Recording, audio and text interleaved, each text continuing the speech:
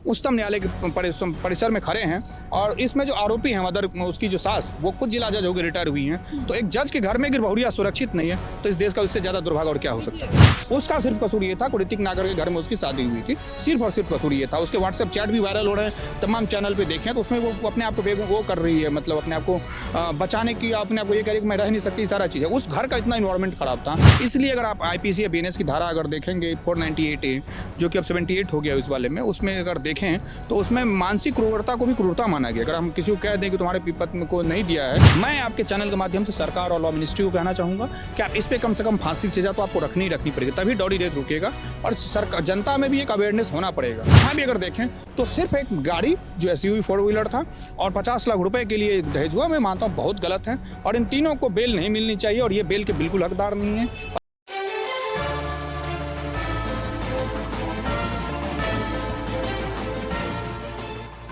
जिस देश में बेटियों को लक्ष्मी कहा जाता है, उसी देश में लक्ष्मी को जो है धन के लिए ही मार दिया जाता है।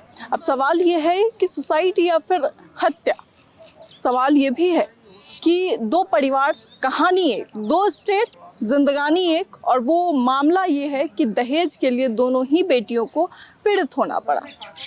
आखिर कब तक एक बेटी तड़पती रहेगी और एक बेटी होने के कारण पछताती रहेगी कि मेरे माँ बाप को कितना बोझ ढोना पड़ रहा है। एक बेटी ये सोचती है कि मेरे माँ बाप तड़पें, परेशान हो, तरसे, उससे बेहतर मैं खुद को खत्म कर लूँ।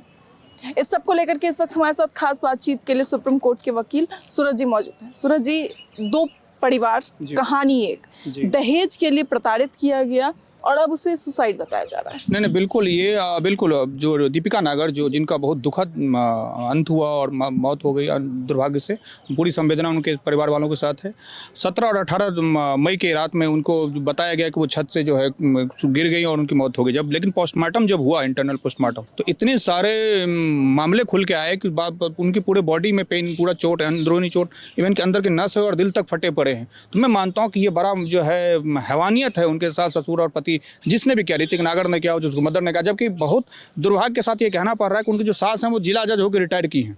तो बहुत मानना पड़ेगा, जिसके घर में एक न्यायाधीश होकर रिटायर लोग करें, उसकी बहू को दहेज के लिए सिर्फ 50 लाख रुपए और एक SUV, फॉर्च्यूनर SUV के लिए अगर आप अपनी बहू को मार दे रहे हैं तो ये बहुत गलत है। और फिर अपने आप को पहले प्रथम दृष्टया उन्होंने कहा कि नहीं जी बच्चे नहीं हो रहे, तमाम बार आरोप लगाया और सारा कुछ। लेकिन मरहूम आत्मा को उसके बाद जो है जब चीज़ें आई तो पता चला कि ये जो है डॉरी डेथ का मामला है और धारा 80 के अकॉर्डिंगली इनको जो BNS है, जो 304 भी पहले IPC में था, उनकी FIR हुई है। उसमें पति सास ससुर को गिरफ्तार कर लिया गया है और इस पर कार्रवाई चालू है। और मैं मानता हूं कि दोनों केस में, चाहे भोपाल में हो चाहे यहाँ वाला केस हो, कहीं भी सिंगल बच्ची को कम से कम मेंटल टॉर्चर तक न हो। यहाँ तो पूरा मौत हो गई है, एकदम हत्या कर दी गई। मैं मानता हूँ कि किसी भी महिला को शादी होने के बाद दहेज के लिए किसी भी तरीके का टॉर्चर ना पड़े। इसलिए अगर आप IPC या BNS की धारा अगर देखेंगे 498A जो कि अब 78 हो गया इस वाले में, उसमें अगर देखें तो उसमें मानसिक क्रूरता को भी क्रूरता माना गया। अगर हम किसी को कह दें कि तुम्हारे पत्नी को नहीं दिया है, तो ये कहना भी क्रूरता है।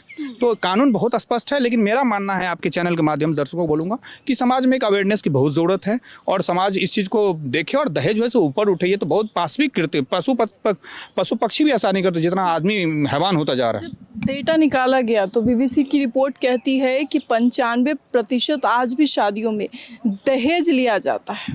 बिल्कुल दहेज लिया जाता है और दहेज को ना देखा जाए तो स्टेटस सिंबल बना दिया गया। दहेज लेने के और देने के बहुत सारे कंसिडरेबल फैक्टर्स हैं, जिसमें जैसे फॉर एग्जांपल ये लड़का वकील ही था, इसकी मदर जज थी, तब हो सकता है कि एक माँ बाप के स्टेटस देखा जाता है, उसकी ज़मीन देखा जाता है, बिजनेस देखा जाता है। मैं मानता हूँ कि इसलिए मैं अरेंज मैरिज के घोर विरोधी हूँ, क्योंकि लव मैरिज में ये तो रहे कि लड़का लड़की एक दूसरे के को जानते हों और उसके बाद कम से कम कैपेसिटी हो।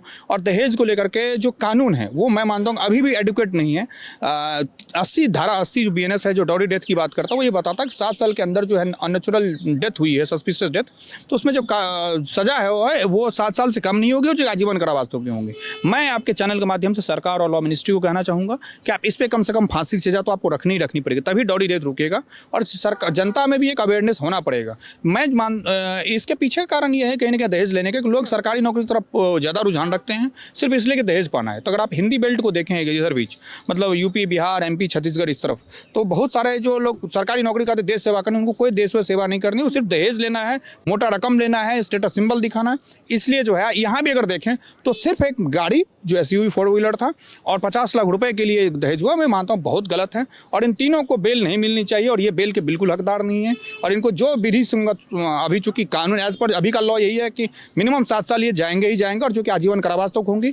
और सबसे दुर्भाग्य घटना इस बात के कहना पड़ रहा है, मुझे शर्म आ रही है कि हम उच्चतम न्यायालय के परिसर में खड़े हैं और इसमें जो आरोपी हैं मदर, उसकी जो सास, वो खुद जिला जज होकर रिटायर हुई हैं। तो एक जज के घर में गिरबहुरिया सुरक्षित नहीं है, तो इस देश का उससे ज़्यादा दुर्भाग्य और क्या हो सकता है। उनकी जो सास थी, उनका कहना है कि लड़की का जो है चरित्र भी खराब था, वो गांजे का नशा भी करती थी।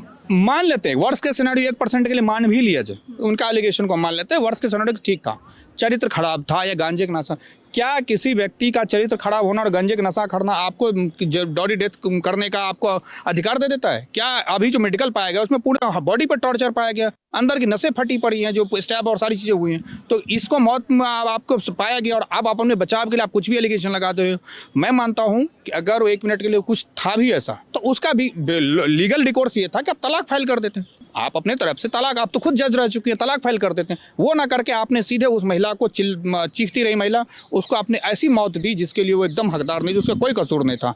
उसका सिर्फ कसूर ये था, ऋतिक नागर के घर में उसकी शादी हुई थी, सिर्फ और सिर्फ कसूर ये था। उसके व्हाट्सएप चैट भी वायरल हो रहे हैं, तमाम चैनल पे देखें, तो उसमें वो अपने आप को वो कर रही है, मतलब अपने आप को बचाने की, अपने आप को ये कह रही कि मैं रह नहीं सकती, सारा चीज़ है। उस घर का इतना इन्वायरमेंट खराब था, जहाँ न्यायपालिका जज रह चुकी है, उसके घर में अगर महिलाएं उनकी बहू सुरक्षित नहीं है, तो मैं मानता हूँ कि न्याय तो कहीं नहीं दिखता है। फिर मुझे उन्होंने कहा कि मेरी जो बहू थी उसे मॉडलिंग का शौक था, मॉडलिंग के लिए उसने अपने परिवार से पहले भी लड़ा था और उसके बाद जो है हमारे यहाँ भी आकर के जो है वो चीज़ों को नहीं समझती थी। उससे कह दो कि तुम घर संभालो तो वो नहीं, उससे कहो कि तुम काम संभालो तो उसने कहा कि मैं काम करके परिवार नहीं संभाल पाऊंगी। और उसके कई तरह के एक्सक्यूजेस होते थे, वो कुछ करना नहीं चाहती थी, उसने बच्चे को जो है गिराने का प्रयास किया।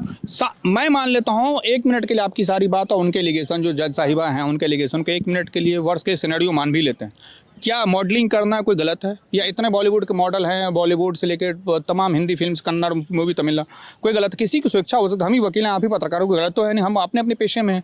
दूसरी बात, अगर ऐसा कर रहे बच्चे भी नहीं चाहिए थे तो अब उसका लीगल डिकोर्स ये था कि हिंदू मैरिज एक्ट सेक्शन 13 जो है डिवोर्स की बात करता है, आप डिवोर्स फाइल कर देते। हम कह रहे हैं म्यूचुअल कंसेंट से डिवोर्स फाइल कर देते। ठीक है बेटा, तुमको नहीं रहना, कोई बात नहीं, तुम सकुशल सब जैसे आई थी, अपना दहेज जो लेके आई तो अपने लेके जाओ, अपना शादी तुम अपनी लाइफ में, हम अपनी लाइफ में। अगर आपके बहू का कंडक्ट खराब था, ऐसा आपका मानना है, मतलब उस सास का मानना है, तो आप निकल सकते थे आराम से। आपको इस तरीके से बयान देना, अब तो लंबे टाइम के लिए आप गए, कम बेल तो अब इस सिचुएशन में नहीं मिल जो मेडिकल दिख रहा है। मुझे प्रथम दृष्टया कानून के वकील होने के नाते, कानून के छात्र होने के नाते मुझे ऐसा लगता है बेल तो भी नहीं मिलेगी। और जो गलत कि इन्होंने किया है, अब उस घर में और कोई बेटी है कि वो भी सुरक्षित होगी, इसे मैं मानता हूँ कि कोई भी परिवार वाले अपनी बेटी उस घर में तो कम से कम ना दें। अगर एक को मार सकते तो दूसरे को भी मार सकते, ये आशंका हमेशा बनी रहेगी। उनका जो बड़ा बेटा था उनका भी डाइवोर्स हुआ था और 6 साल की शादी के बाद जो है दोनों म्यूचुअल अंडरस्टैंडिंग से अलग हो गए। बिल्कुल, मेरा मानना है इस केस में अगर आप देखें तो घर वाले को बहुत ज़्यादा हस्तक्षेप रहा होगा, ऐसा मेरा मानना है।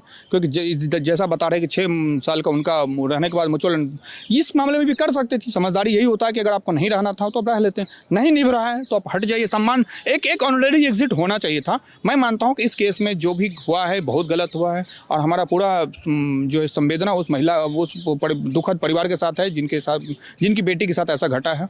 कानून उनको विधि सम्मत सजा देगा और मैं मानता हूँ कि बेल इनके केस में एज अधिवक्ता होने के तक हमारी जहाँ भी ज़रूरत उनको पड़े तो हम उनकी पूरी मदद के लिए तैयार हैं।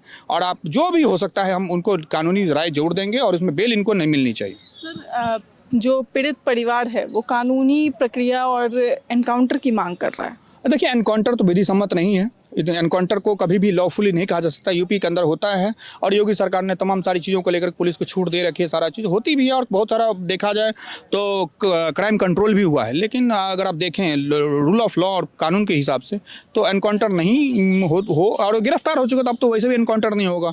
वैसे तो पैर हाथ पे गोली चल सकती थी लेकिन अभी चली नहीं क्योंकि वो गिरफ्तार कर लिए गए हैं सेक्शन 80 के अकॉर्डिंग BNS में और सुसंगत धाराएँ लगी हैं। 80 जो है मेन डॉडी डेथ की बात करता है और 498 भी लगी होगी, सारी चीज़ें हैं। मैं मानता हूँ मर्डर मर्डर के भी चार्जेस लगे होंगे डॉरी डेथ के अलावा। तो मैं मानता हूँ कि ये जो ऑफेंस है ये अभी इसमें एनकाउंटर नहीं हो सकता, नहीं करना चाहिए, मैं उसके अगेंस्ट हूँ। लेकिन हाँ, लॉ का पूरा प्रोटोकॉल और जो पूरा ट्रायल है वो चला के इनको सजा मिलनी चाहिए, कम से कम आजीवन कारावास के हकदार तो ये तीनों हैं। इसमें गलती किसकी होती है? जब डॉरी देते हैं तो क्या दहेज देने वालों की गलती है या लेने वाले? एज पर धारा 3 और 4 डॉरी प्रोविजन एक्ट 1961 देखें तो देने और लेने वाले दोनों की गलती होती है, अगर आप उसको देखें। लेकिन क्या है कि समाज में कानून अपने तरीके से काम करता है, सामाजिक व्यवस्थाएं अपनी तरीके से काम करती हैं। बहुत कम लोग होते हैं जो बिना दहेज के शादी करते हैं। तो मेरा मानना है कि कानून भले इसको रोकता है, और आज से नहीं रोक रहा है, 1961 से रोक रहा है, तो दोनों गलती है। लेकिन डॉरी के लिए परेशान करना, ससुराल वाले का पक्ष, मैक्सिमम एनसीआरबी का भी डाटा देखें तो ससुराल वाले दहेज को लेकर बहुत तरह की प्रताड़ना करता है। और मैं जाकर फिर से बता दूं, यहाँ पे प्रताड़ना मतलब एक मेंटल टॉर्चर भी, यानी किसी को कह दो तुम्हारे बाप ने दहेज नहीं दिया तो ये अपने आप में क्रूअल्टी है, ये क्रूरता है, ये इस तक की मनाही है कानून के अंतर्गत। लेकिन कानून किताबों में लिखी है, कोर्ट के अंदर चलती है, बाहर सोसाइटी में लोग आज भी दहेज के लालची हैं। ये दहेज हमेशा से दिया जाता है, हमेशा ही दिया जाता रहेगा, तब तक कि जब तक इस पर करोड़ करावास ना हो और स्पेशल फास्ट ट्रैक कोर्ट ना बने कि 6 महीने साल भर के अंदर मामले के निपटारा करके और उसमें फांसी की सजा जब तक नहीं होगी तब तक ये दहेज हत्याएं ऐसे ही होती रहेंगी। ये दुखद है, लेकिन ये हकीकत यही है। बार बार दो चीजें कही जाती है, पहले तो कि आजकल दहेज को जो है गिफ्ट कहते हैं, और दूसरी चीज कि जो चीज आएगी वो हम आपकी बेटी की ही सहूलियत के लिए ला रहे हैं, आपकी बेटी ही उसका इस्तेमाल बिल्कुल नहीं करेगी। करना। देखिए, बिल्कुल गिफ्ट करना है तो अपने कानून की जिम्मेदारियों से बचने की बात है। और दूसरी बात, बेटी की सहूलियत से ला रहे हैं, अगर आपको एसयूवी चढ़ने का, एसयूवी चलाने का इतना ही शौक है, अपने पैसे पे लो, अपनी औकात होनी चाहिए। तुम ससुर से क्यों ले रहे हो? लड़का को यहाँ पे आदमी को ऑटो में चलने का औकात नहीं, यहाँ एसयूवी चाहिए और मान लीजिए 4 व्हीलर चाहिए। मेरा मानना है कि अगर आपको कोई भी चीज़ लेना हो तो आप अपने संकट उससे लीजिए, अपने औकात के हिसाब से खुद से लीजिए। आपको बेटी को अगर आपको चाहिए कि हमारी पत्नी इतने कंफर्ट रहे तो आप पहले से रख कर रखिए, आपको दूसरे से क्यों लेना है और क्यों अपेक्षाएं हैं ससुराल से। मैं मानता हूं कि ये बहुत हद तक जो ये एक सोशल मतलब अपने आप को लोग जस्टिफाई करते हैं दहेज लेने को, ये गिफ्ट और ये सब बेटी उटी वाली बात फालतू की बातें हैं। कानून में इसकी कोई वजूद नहीं है। और मैं मानता हूँ कि जो तीनों अपराधी हैं, और मैं मानता हूं कि ऋतिक नागर अकेले का काम नहीं, उसके मदर फादर भी शामिल हैं। जज साहिबा बचा रही हैं। जज साहिबा को तो ज़्यादा कानून की मेरे हिसाब से अगर देखा जाए तो उसमें ज़्यादा उनको सज़ा मिलनी चाहिए। उनको तो बिल्कुल बेल नहीं मिलनी चाहिए, क्योंकि आप एक जिला जज रह चुकी हैं।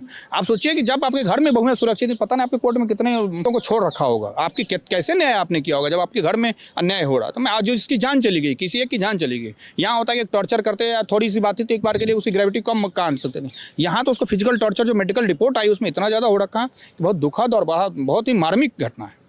बहुत बहुत शुक्रिया सर धन्यवाद। तमाम जानकारी के लिए। तो साफ तौर पे आपने सुना, हमने वकील साहब से बातचीत की, हर एंगल पे जो भी चीज़ें जो है इसमें सामने आई है। लेकिन सवाल ये है कि आखिर बेटियां कब तक इसी तरीके से तड़पती रहेंगी, मरती रहेंगी और उनकी हत्याएं होती रहेंगी। कभी कोई प्रेशर में जो है आत्महत्या करता है तो कभी किसी की हत्या कर दी जाती है और कभी हत्या को आत्महत्या दिखाया जाता है। इस सब को लेकर के आपकी क्या राय है? अपनी राय कमेंट बॉक्स में ज़रूर बताएं। इस खबर में इतना है। ऐसे तमाम खबरों के लिए देखते रहें सरल न्यूज़।